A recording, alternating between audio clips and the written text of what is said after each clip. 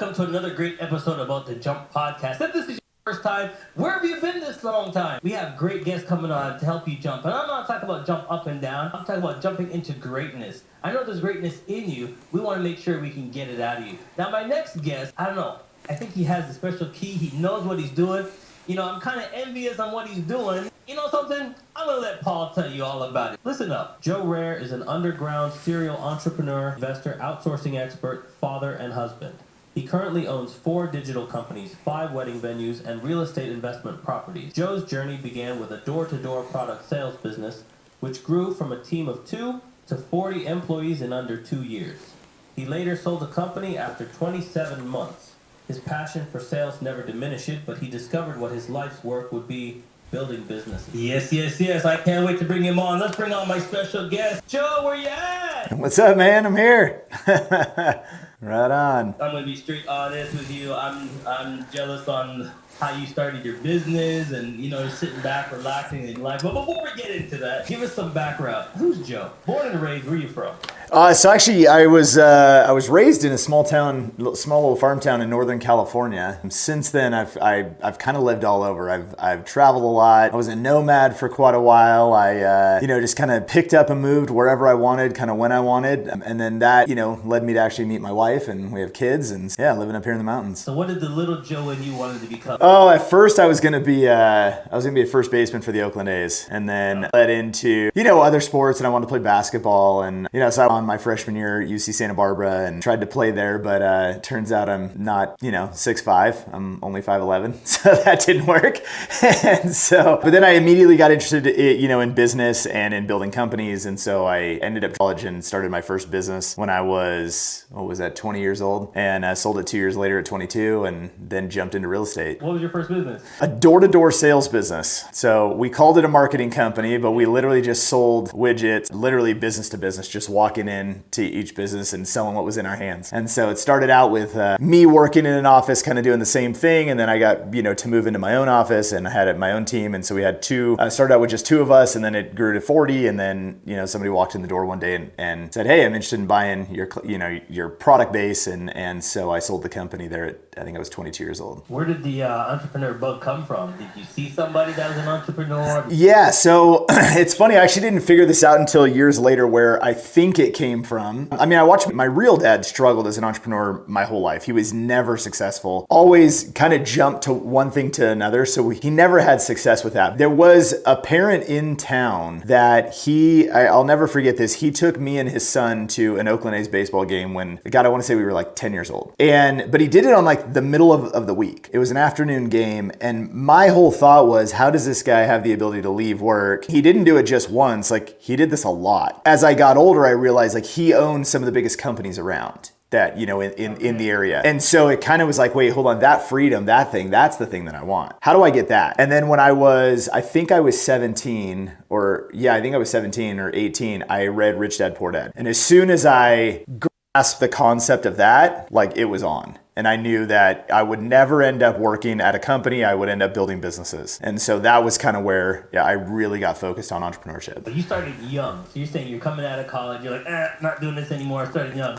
Weren't you scared? Like, you're leaving college and you're going like, I'm going to dive into this. Well, what's the difference? I mean, it's just learning, right? The difference is that I can either learn and make money, or I can learn and go into debt. And so realizing, I didn't want to go to college. I only went because I thought I was going to be able to play basketball. I walked onto the team, made the team, but didn't get to play. So after that, it was kind of like, well, all right, this isn't really, nothing's happening here. I can go ride the pine for another couple years and watch these guys play and stuff. And it was fun, like, don't get me wrong, but I just knew that I wasn't in school to go get a degree so that I could go do something that a degree would help. I was in school to play basketball, have fun. And so it was like, okay, well, you can always go back to school if you need the degree. That's always an option. You can do that at 50, it doesn't matter. Yeah, it's something you got to go for. You got to take a chance. First client. Do you remember your first client? Well, so it depends kind of, if we're going like the door-to-door sales business, I guess the client that we would call is the product that we got. And so, because that's who we would actually sell for. So we would take the products on consignment, which is like the business model back then was crazy. Somebody would consign us like $50,000 worth of product. Then I would send people into the streets to go sell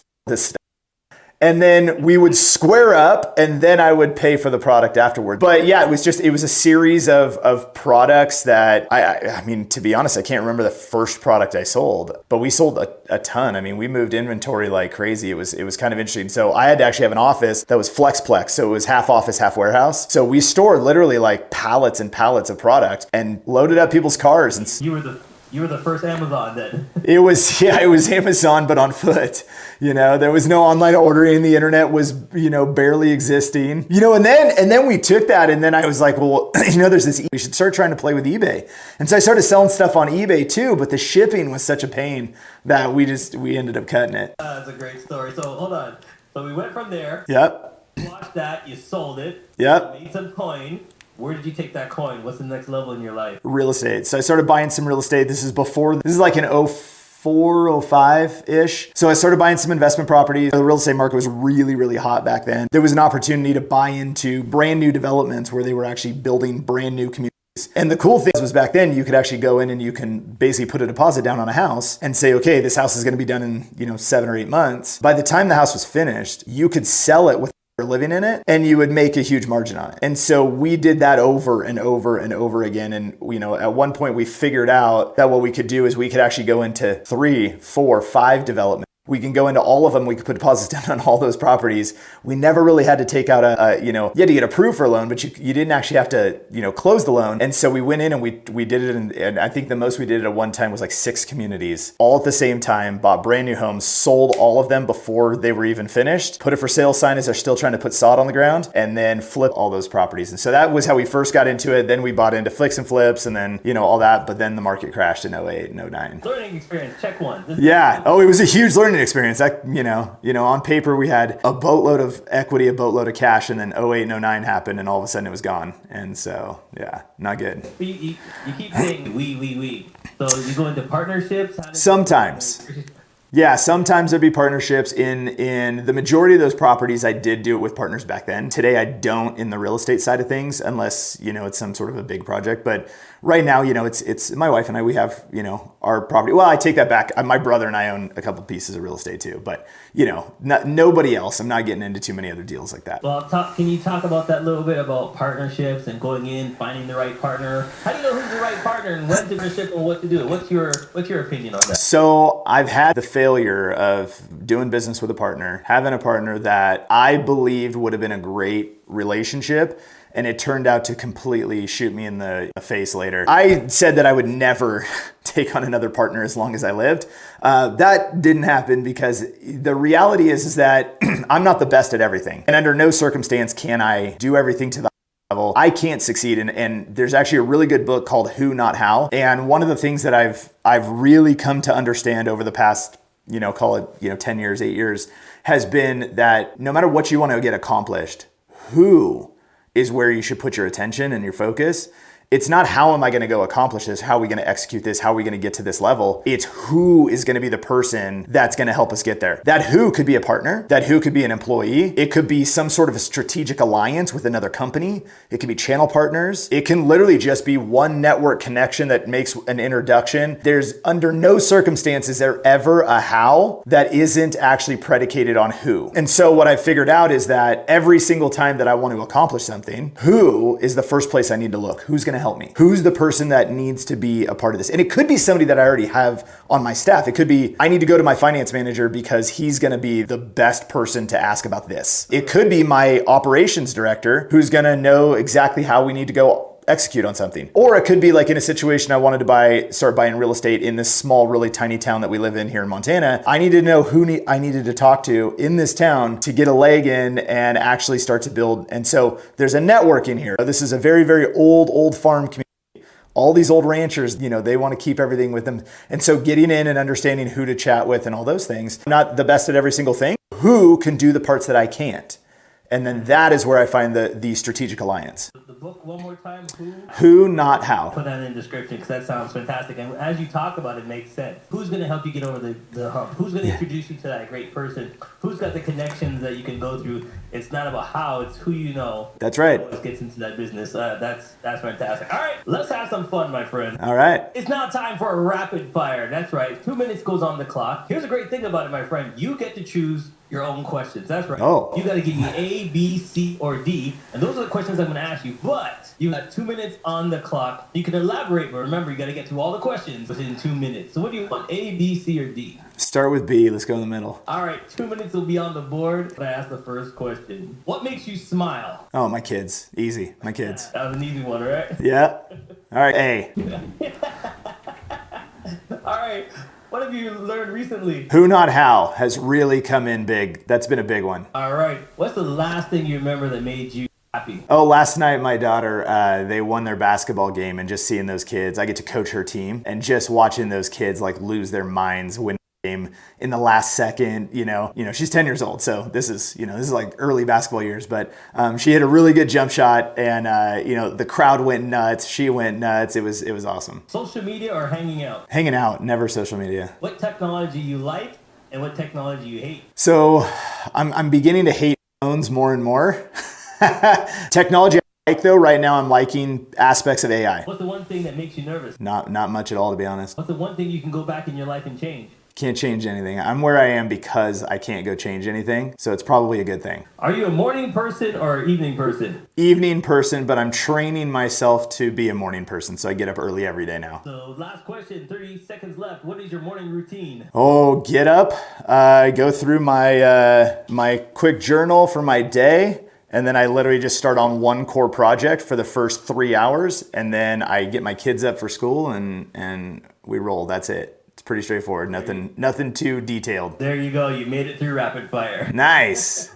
All right. So let me ask you this then. Yeah. What is success to you? Time freedom. Straight up. Like, it doesn't, everybody built a business. They're trying to accomplish something in life, and everybody's trying to get back the same thing. Everybody wants time. Everybody wants time to do the things that they like, the things that they love, be with the people that they want to be with. Some of that does require financial resources. There's no doubt about that. And so I think making money and getting really good at making money gives you the opportunity for time. A lot of people squander that, but I think that having financial resources, putting yourself in a position where either you're building a business, you're growing a business, and you have financial resources, you can buy time. And that's where, my focus is that time with my kids, time doing the things that I enjoy doing. That is the most important thing to me. So I did some research on you, watched a couple of your videos. Okay. And you said one book, you learned, you did it step by step by step. Before. By step. Yep. Yeah. Yeah. Talk about that. So, this was after the real estate crash, after I lost everything that way, and I was kind of restarting, and I read the 4 Hour Work Week, and I said, this is pretty legit. Let's check this out. And so I decided that I was going to move down to the beach in San Diego. I was going to sit down, and literally I went page by page and built a business out of the book. Every single detail in the book, I tested everything exactly as it was, and I built a pretty decent e-commerce business that created the nomad lifestyle. I got to travel around, do all that stuff. The one piece of advice I didn't listen to was that you shouldn't do anything with ingestibles as a product. And sure enough, a few years in, the FDA closed down the product that we were selling because it wasn't, it was a homeopathic product. So, the whole thing with that. But so that one piece of ended up beating me up later. But it gave me all of the lessons and it introduced me to using virtual assistants, and that has become my life since. And so now all of the companies that I own and operate are fully run by virtual assistants. So I don't actually operate the companies. All right. Well, that's the part we want to talk about. Let's get into that nitty-gritty right now, because that's what I was looking out for. You got people doing it left, right, and center for you. Like, talk about that. I think that's everybody's goal, right? Is you build a business and it operates without you. I mean, that's how real businesses are supposed to be created. And I think most people get into business with the idea that they want freedom, but they don't actually execute on the fact that they're going to obtain freedom. So they generate a new job. They generate something. They trade the 9 to 5 for a 6 to 10, right? And they just expand their workload. No, I mean, there's freedom in doing the things that you want to do when you want to do it and how you want to do it. Like, that's all real. But, for the most part, entrepreneurs do not generate freedom. They don't create both financial freedom, and then the average small business, I think, generates like $300,000 a year. Like, it's not a lot. So when you look at what you can do if you have financial resources, you can buy time. And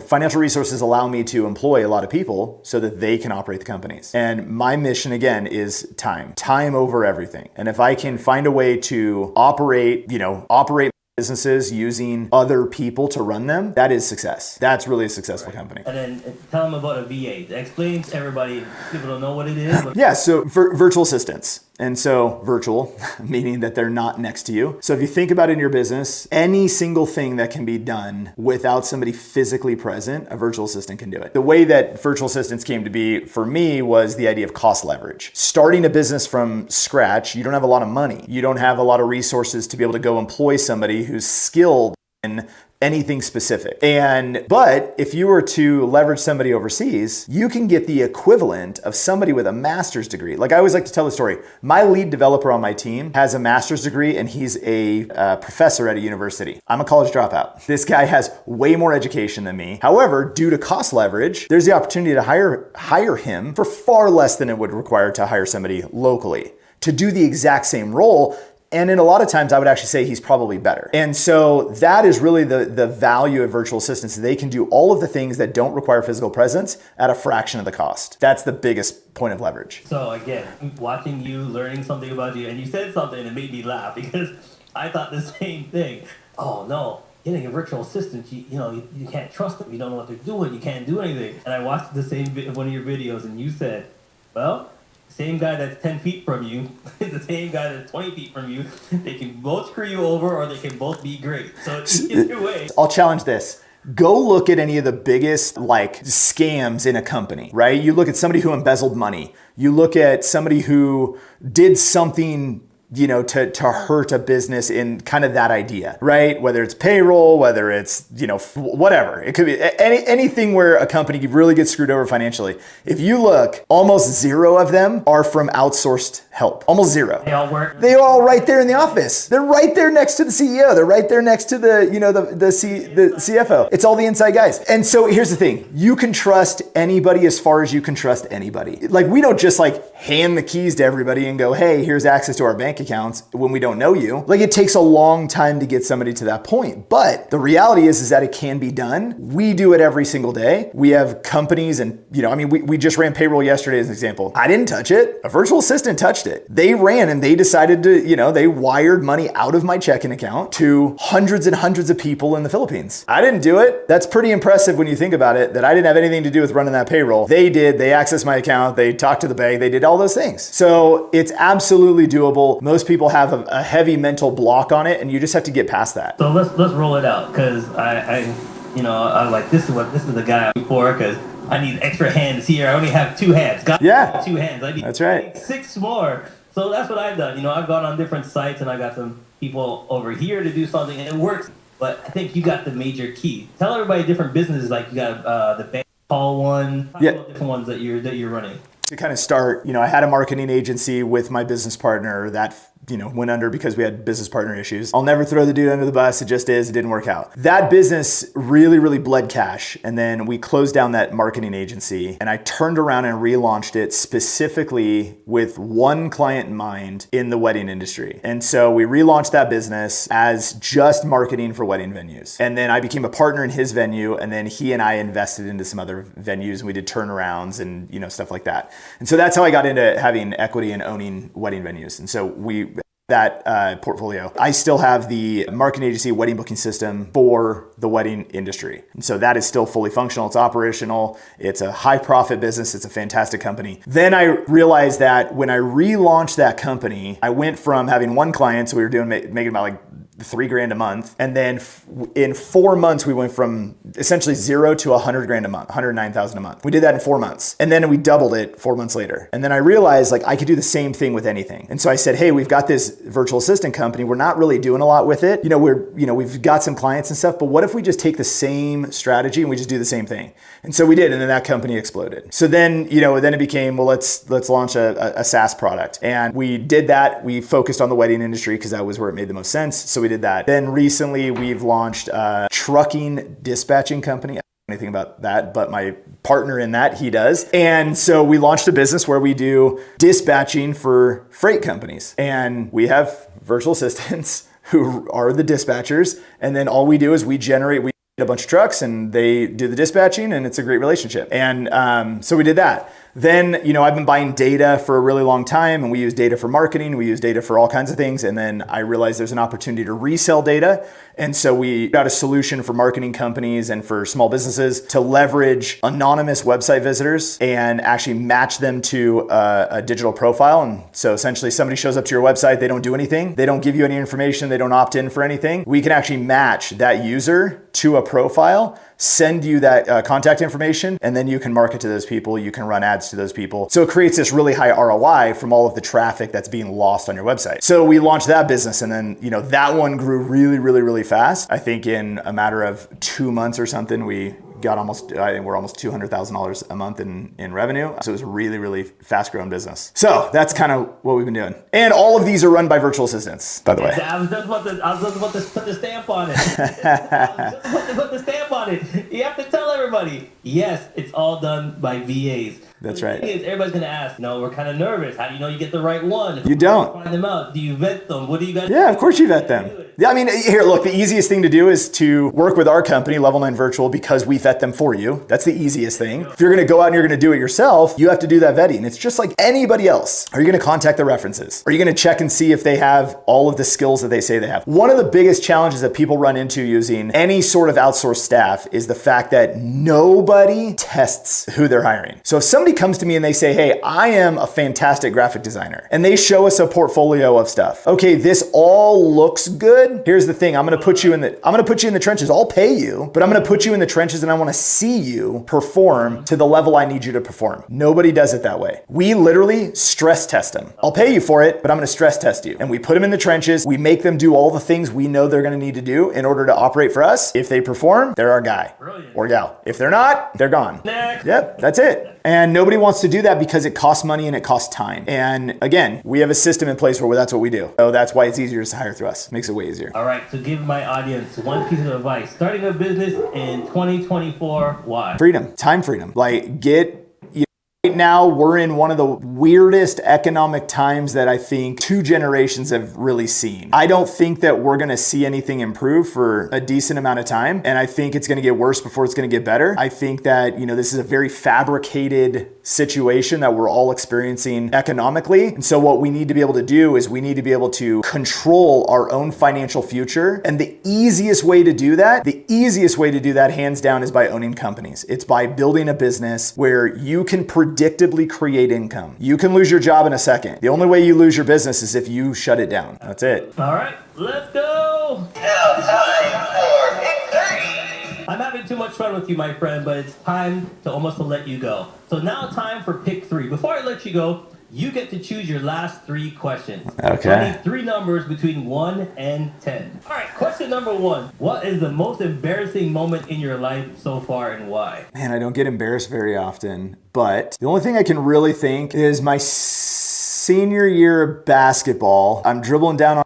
breakaway, and those lines in the gym floor? One of them jumped up and grabbed my ankle, and I ate shit and landed on my face for no reason whatsoever. Yeah, I mean, it literally was the most ridiculous, thing. Hold on, I just pictured it. You're on a breakaway, aren't you? Nobody's in front of you. There's nobody. Literally, it is a free basket, and for some reason, I literally tripped over my own feet, landed hardcore landed on my face. It wasn't even like a little fall. It was it was louder than the crowd, put it that way. So maybe that was it. Skateboard face plant. Love it, love it. All right, next question. Here we go. Number 3. If you could follow someone 48 hours, who would it be? Past and present, and why? Right now, I'd check out, oh man, this is a tough one. Alex Hermosi right now. I like what he's putting out. I'd like to see what his operational day looks like. I am intrigued by the structure of how he holds meetings. I'd like, the way that he kind of shares how he focuses in meetings. I'd like to actually see it. I'd like to see how he